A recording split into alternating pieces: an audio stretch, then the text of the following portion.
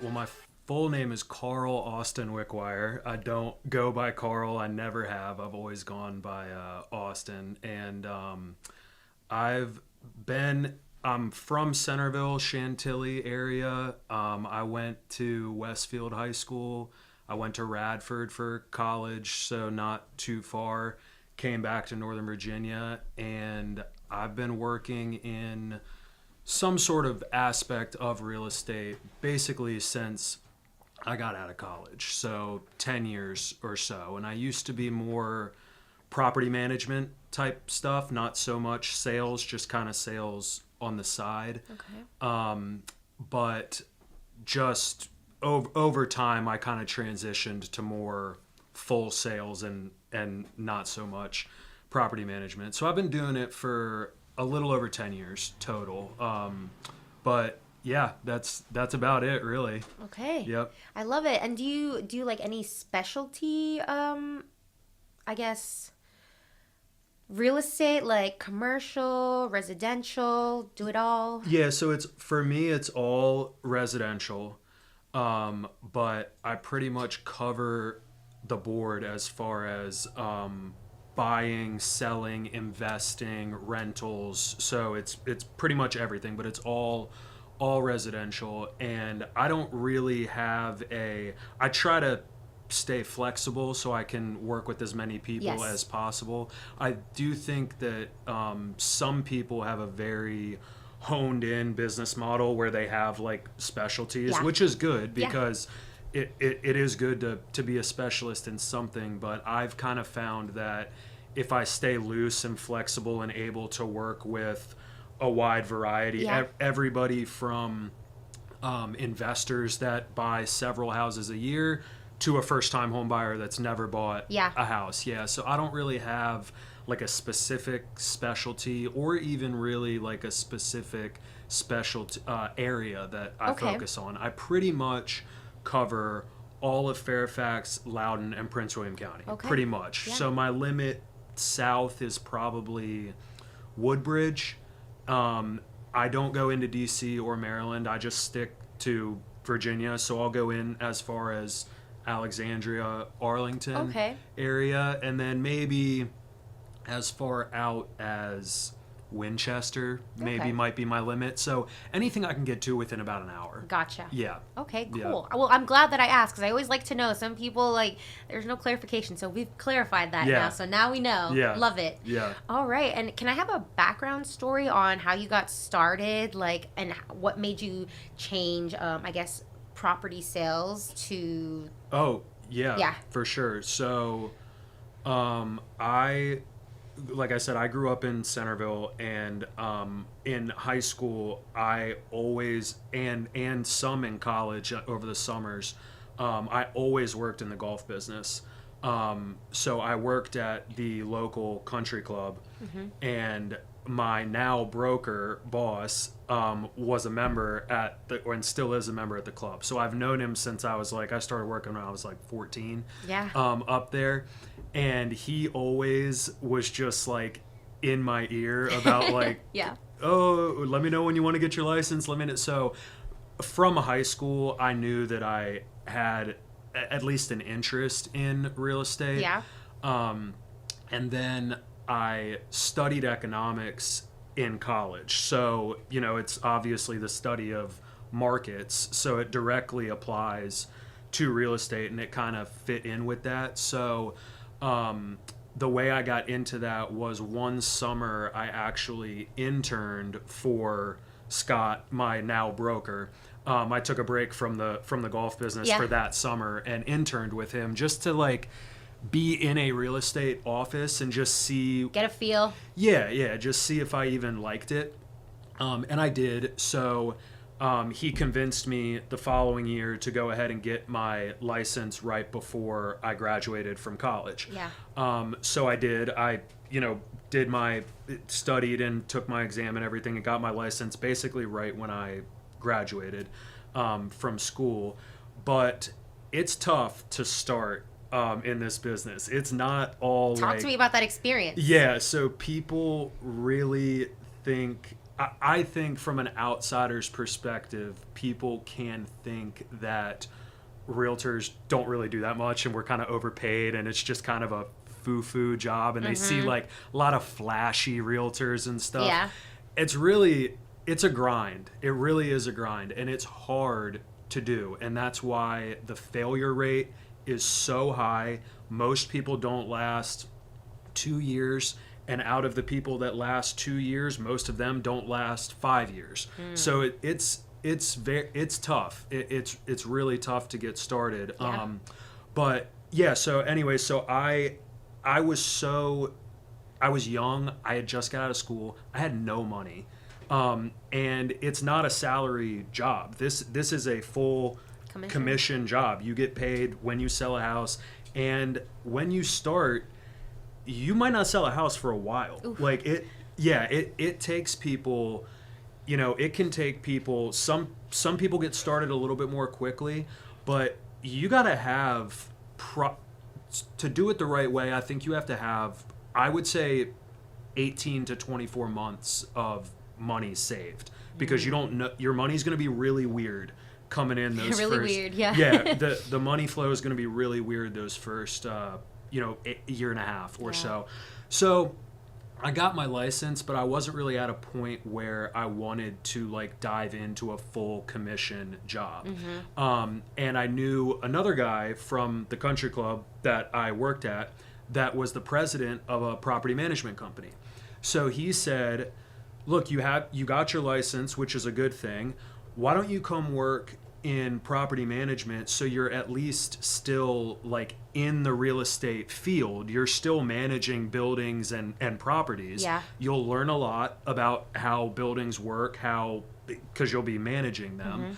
And then it's a salary job, benefits. So you can do this, learn, save up some money, and then when you're ready to dive into sales full time, you'll have a little bit better base. Well, that was nice. Yeah. So wow. so it worked out. It worked out perfectly. So that's what I did. I did sales just like on the side here and there. But my full-time salary job was in property management, and I learned a ton about buildings, how they're built, how they work, just everything. And then I got to a point where it was like, I had some money saved. I had gotten married. I had bought a house of my own.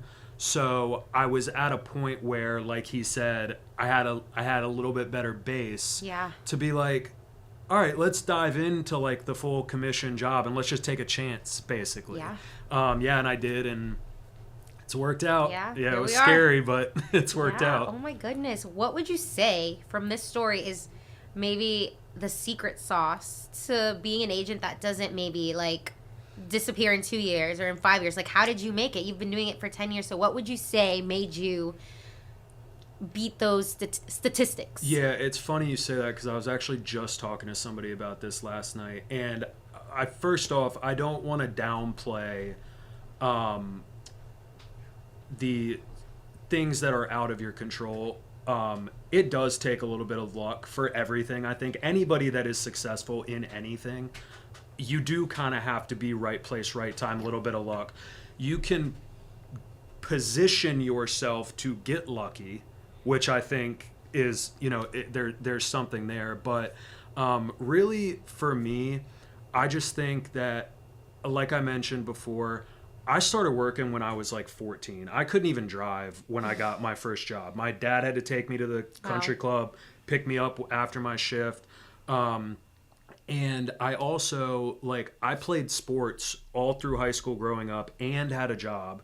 So it's like I stayed busy, and I've had a really good work ethic, I will say. I'll pat myself on the back for that. Good, you should. I have a really good work ethic. I'm not afraid to work. I enjoy working. I like to earn.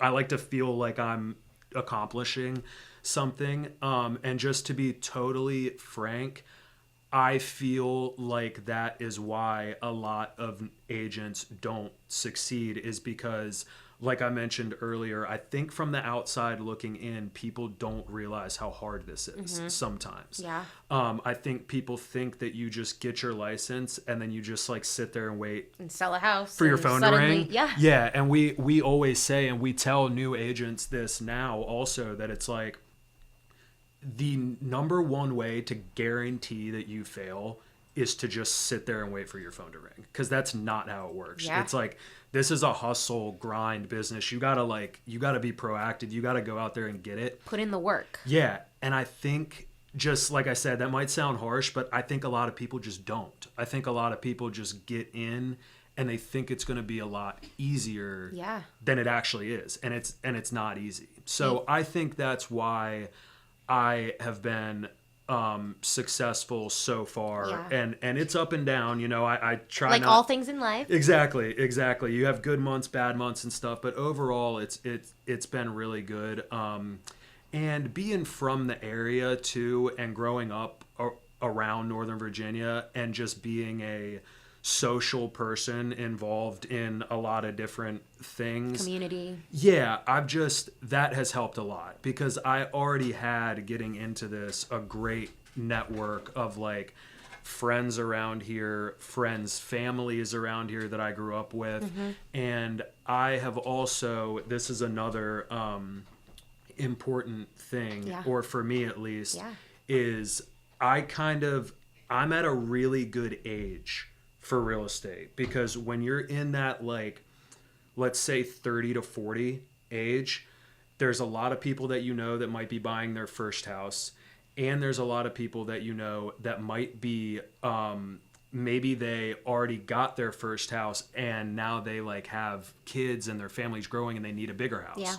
So that 30 to 40 range, there's a lot of movement in there. There's people, like I said, buying their first house or selling their first house to buy a bigger house. So that has helped a lot, that I'm kind of in a good age that a lot of my friends are doing things with real estate. So no, and I'm glad that you touched on that. I know you're like, not to sound like harsh or anything, but I think that that's something that some people need to hear and need to know about. And there's misconceptions with real estate agents. They're like, you know what, I'm just going to do that. That seems easy. Like, I'm going to have money, you just got to sell a home. And then they get to it and then they're like, wait, I have to put in work. I thought this was easy. And so it's good to let people who are maybe thinking about it and don't think that there's much work to it. There is. Just like with everything in life, you get what you put in. So you have to put in the work if you want to see that stuff come back. Right. Yeah. And just with like the social media age and stuff, and it's like anything else, you only see the flashy, successful agents. And that is only maybe the top, let's say 10% of agents. You don't see the other 90% that struggle or aren't doing as much business or are only selling, one or two houses a year. You only see so I think that's why everybody thinks it's like, and another thing too is everybody thinks it's like a flexible, that we have freedom of schedule and time. And it's like, you kind of do, but you kind of don't. It's like, for example, I played golf with my dad yesterday, right? So I can play golf if I don't have anything going on, I can play golf on an afternoon during the week. Yeah. Saturday and Sunday though, this weekend, I'll be working the entire weekend. So it's like a trade-off. Yeah, it's definitely a trade-off. And it's also like, I don't have to wake up and be in an office every day it's not a 9 to 5. I don't have to wake up every day. So some mornings, if I want to, I sleep in, or if I want to go to the gym in the morning, I can go to the gym. But at the same time, you might be showing a house at 7 or 8 o'clock, or you might have people calling you. I've written offers before for people literally at midnight on like Saturdays. So it is, I think that's another reason that, it might not be everything that people think it is. They get into it and they think like, oh, I'm going to have all this freedom. And it's like, you do, but you don't. Right? Yeah. And also I feel like you kind of work to that level too. Like you put in all the work and eventually you can also have more flexibility. For But sure. you have to, in the beginning, it's not going to be like that, or maybe it won't be like that later. I feel like it's different for every real estate agent, right? It is, yeah. And, just on a more like, not so much businessy, but just on like a personal level too, Yeah. it's like, you have to have like supportive people, and your family has to kind of understand like what you're doing. Like my wife has been great because it's like you just said, especially when you're new, she just understood that like I was going to have to be grinding like out there. So it's not that I still work a ton now, but that first like 18 months is like, you are out there, and you're not making a lot of money, and you're working all the time, but you have to do it. Yep. So it's important that, I think if you're going to do it, I think it's important that your family is like super supportive and understands. And my wife has like never made me like feel bad for working. So it's been good. That is a good point. Thank you. Yeah. I'd like to ask you, how do you stay motivated and inspired in your work as a real estate agent, and what keeps you passionate about the industry? How I stay motivated, honestly, is I think this is an interesting concept in being in a job that's full commission, is that almost in itself is your motivation, is being on commission, because that is part of the bittersweet. That's part of the bittersweetness about being on commission, is that your ceiling is unlimited, but your floor is zero. Yeah. So it's like there's, and that's why I say that like, even when I like quit my salary property management job to hop into doing this full time, that was my main motivation, was that I just went from a full benefits retirement account salary job, paycheck every 2 weeks, to nothing. Yep. Unless I'm going to go out and get it. So I honestly think that is the number one motivation. There is you can either look at it as pressure and be scared and nervous about it, or you can look at it as an opportunity. Like, my potential is endless. Yeah. I could make as much as I want. It's all up to me. Yes. So that's really what keeps me going, is honestly just the fear that you're gonna be broke. Right. So yeah, that's the main thing, honestly. No, that's so good. Sometimes you gotta light the fire under yourself. Yeah. And like get to grinding. Yeah. That's the only way. Yeah, absolutely. And like I said, that pit in your stomach, or that fear in the back of your mind of running out of money, or not making any money, or going out of business. Yeah. That'll keep you going. Yeah, right? That'll keep you going. So it's hard to get used to, because like I said, but every agent I know, they know this feeling. It's like we wake up every day essentially unemployed, because you got to go out and get work. Yes. So you might have things going on and clients that you're working with, but we're always prospecting for new business and new opportunities. So it's like, every day you wake up is like back at square one. Yeah. What are we doing today? So, but I kind of like the way you think like that and say that, because it because it motivates you, right? Like thinking of it like that, it's kind of like an excitement for the day, like. Absolutely. Right? Yeah, absolutely. That's why I think that you have to look at it that way. Yes. You can't be nervous, you can't be scared, and it's like, there's some sort of saying, and I don't know exactly what it is, but it's something about the things that you are looking for, or like where you want to be, is hidden behind the things that you're avoiding doing, or that you don't want to do. You have to get uncomfortable. Yes. Like you have to get. I've learned that myself. Yeah, I'm naturally, it's very weird, I'm not a salesy person, and I'm naturally introverted. Like, I can be social and I can have fun, but just naturally, like actually inside, I don't mind just like sitting at my house doing nothing and being by myself, or just me and my wife. Like, I'm not even I don't even consider myself like a super Like extrovert.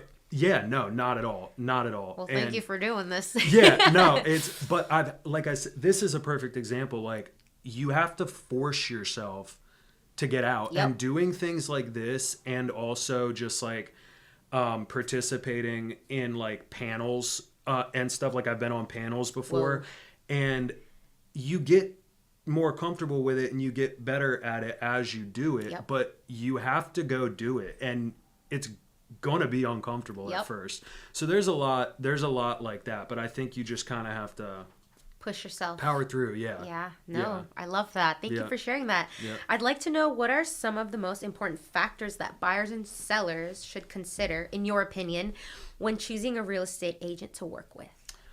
I would say the first thing is,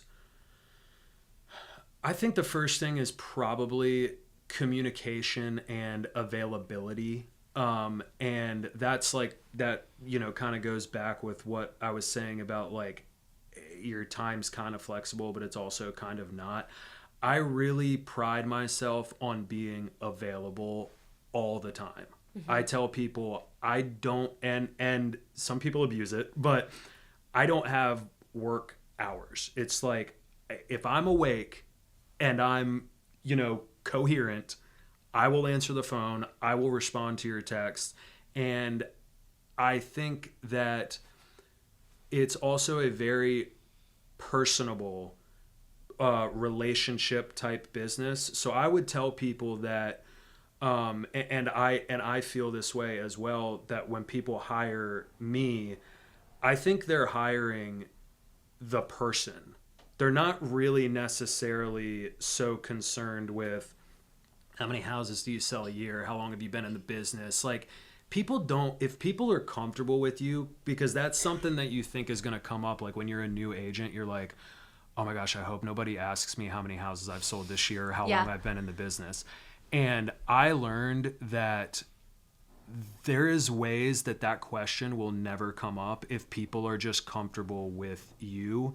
So I think that's the biggest thing for buyers and sellers, or anybody, is pick somebody that you trust and that you're comfortable with, that is going to work hard for you and is going to answer the phone. Yeah. It's shocking how many, I work with agents all the time on other sides of transactions. It is shocking how many agents are like hard to get a hold of, not great, not great communicators. It's like, you cannot be in this business if you are a bad communicator. So buyers and sellers, that's what I would say. Pick somebody that you genuinely like and trust as a person. Yes. And someone that's going to answer the phone.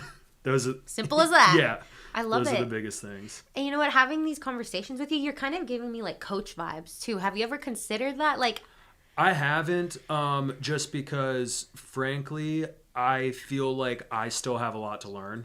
I feel like I'm always learning, and that's an interesting, it's an interesting part of this business. Is it seems like no matter how long you've been in it, there's something new like every day, every transaction. You never really know what's going to pop up. So it's not that I would never do it. Maybe later. And we have like, our company has a mentor program. Okay. So that's something that's kind of cool. And I did it when I was new. Like, I had a mentor that helped me immensely in the first like 18 months. So we do have stuff like that. But as far as like actually like coaching agents like outside of my business, maybe down the road. Okay, but I feel like, or if you could just get like a whole bunch of them in a room and speak, that would be good, because you make a lot of good points that I feel like a lot of people don't like to touch on or don't really talk about it because they're so caught up in their own world.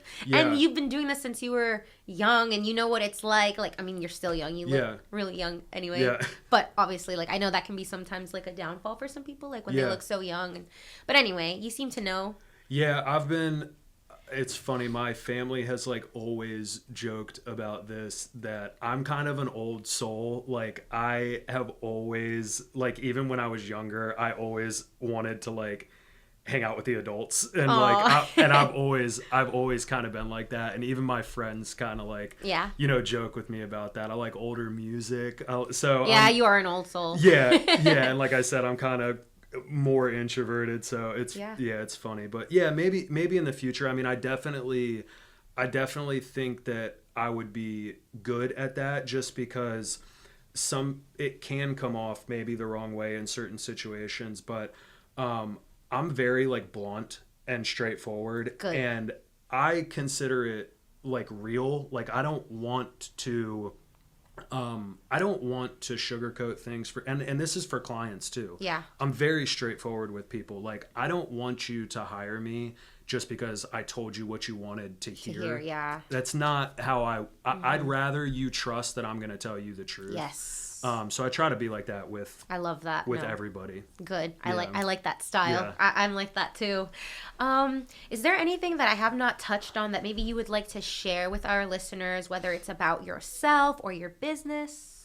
No, not really. I think you covered it pretty well, and I'm kind of long-winded, so okay, you just sorry. have to, it's funny. I have to. I know that I love talk it a lot. That's what this show is about. Yeah. We want to get to know you, so thank you for. Yeah, I try to make it. You just ask something small, and I'll just run with it. I love it. No, I know. thank you. No, you ask good questions, and like I said, yeah, it's funny. Even when I like meet with people, I have to tell myself like, okay, shut up. Like I'm like that too. Yeah, listen to what they're saying. Yep. Yeah, so no, I don't. I think we. I like the questions you asked. I think we covered everything. Sweet, love it. And I'm gonna ask you just 2 more questions. I swear. What do you like to do when you're not helping people with investment properties and selling houses, helping people buy houses, all that good stuff? I play a lot of golf. I love playing golf. Like I said, I grew up since I was 14, 15 working in the golf business, and my dad is a big golfer. My brother's a golfer. I have a lot of friends that golf. It's big in real estate. A lot, they make the joke that like a lot of deals get done on a golf course. It's true. Yeah. You can confirm that. It is true. So I play a lot of golf. I'm very active. I always have been. So I go to the gym or 4 or 5 days a week. In the fall, this time of year, I like to camp too. So we usually try to camp a couple times a year, and then in the summer, beach, golf, stuff like that. Yeah, I like to be up and active and outside. So yeah, I try to get to the beach in the summertime, at least a couple times. Try to go camping a couple times in the fall when this weather's like perfect for camping. And then when I'm around though, just like on a day-to-day basis, it's kind of just gym, watch sports. I listen to music, listen to podcasts, play golf. It's awesome. Pretty much it. I like to keep it low key. Yeah, no, that's cool. Yeah, I'm not a big like traveler. I'm a nervous flyer. I don't like to travel that much. I don't blame you. Yeah, no, it's all good. Yeah. But thank you. Yeah. And my last question is, if you could share with us maybe a quote or something that someone told you, maybe lyrics to a song that has inspired you in any way, if you could share that. Yeah, I guess I would probably go back, and like I said, I wish I could remember like what the exact quote is, but it's something along the lines of the one I said a few minutes ago, that it's something about, generally speaking, it's just something about the place that you want to get to, or wherever your end goal is, that is hidden behind things that you're avoiding doing. Or another thing that is kind of along the same lines is people say that you have to get comfortable with being uncomfortable. Yeah, that's another, just they all kind of fit in. Yes. But that's what I would say, is that you don't want to, and it doesn't matter what you're doing, this is any business. Yeah. You don't want to live just like stuck in a box, and you don't know what you're missing until you get out there and actually try things and get uncomfortable. Exactly. Yeah. Exactly. And so I would say that's probably the biggest one for me. Yeah. No. Thank you for sharing that. Yep. I really appreciate your time and all your insight and your hot takes. Yeah. I like them. Yeah. Thank you. Yeah. You're welcome. Thank you. It's been very fun.